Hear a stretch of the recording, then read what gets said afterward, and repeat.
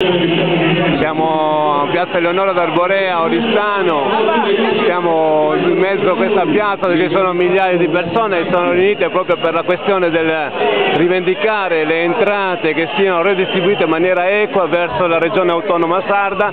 Qui in questo caso ci sono i sindacati che stanno mobilitando appunto il popolo sardo affinché si possa finalmente riavere indietro quelle che sono le entrate rapite da questo Stato ingordo e che leva al popolo sardo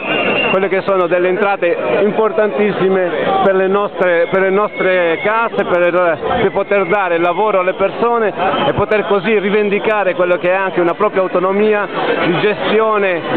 della finanza.